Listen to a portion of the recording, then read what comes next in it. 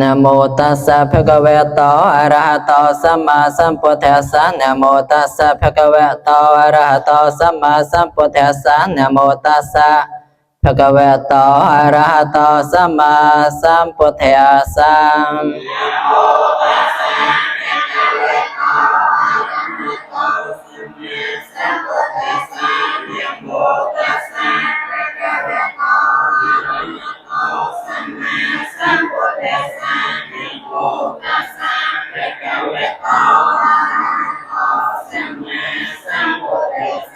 พุทธังสรณังกัจฉา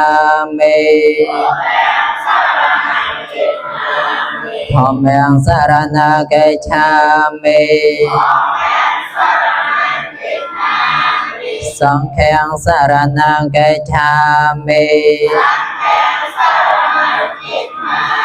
ตุติยัมปิพุทธังสรณังกัจฉามิ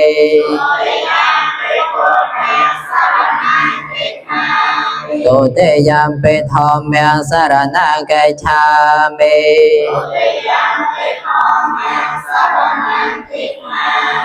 ตุติยัมปิสังฆังสรณังกัจฉามิ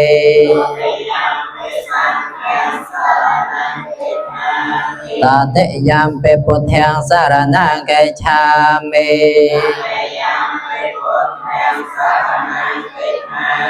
ตติยัมปิธัมมังสรณังกัจฉา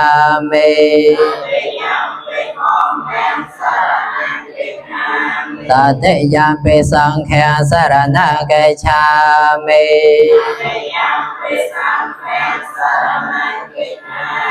ติสรณะกหานังปริปุณังปานาติปาตาเวรมณีสิกขาปะทังสมาธิยามิ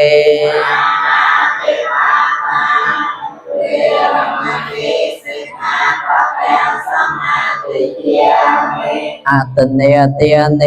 เวรมณีสิกขาปะทังสมาธิยามิ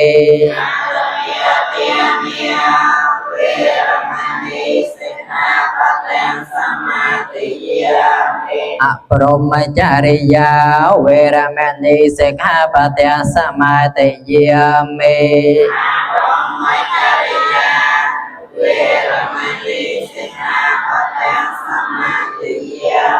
มุสาวาเตียเวรมณีสิกขาปะทังสมาธิยามิ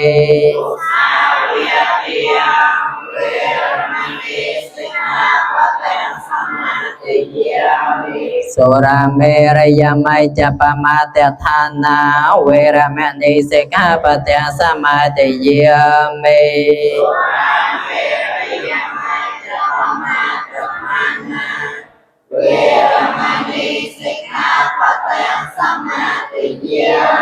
วิกาลโภชเนียเวรมณีสิกขาปะทังสมาธิยามิ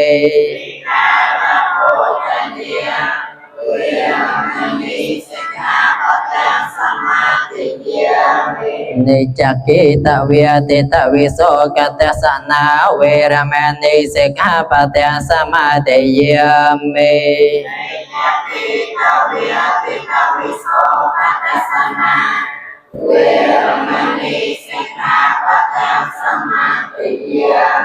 เมียเลียก่อนทวิเลปนาเถระนามันดานาวิภูสนาธานาเวรมณีสิกขาปะทังสมาธิยามิ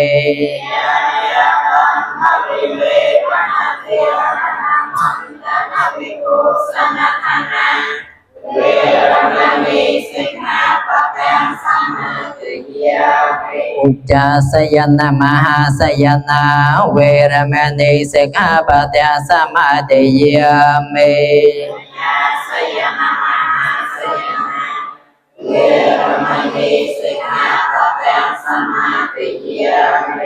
เจตรูปาราจตปฏิกหานาเวรมณีสิกขาปะทังสมาธิยามิ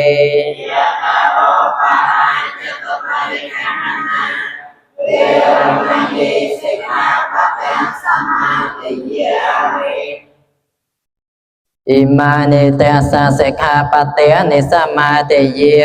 มิ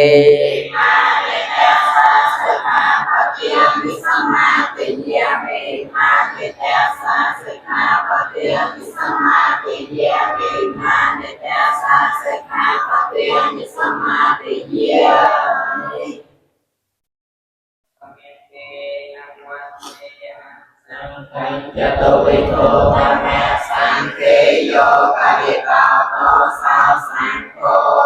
อะมะตุตังนะนะ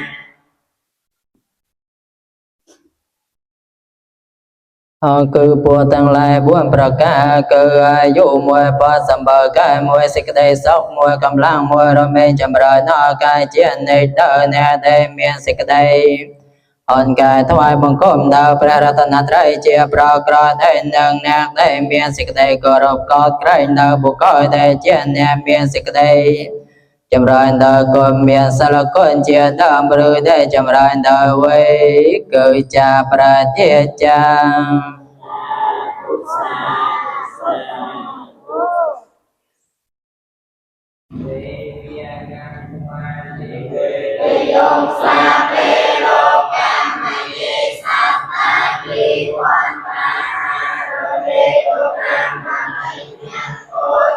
Yes, sir.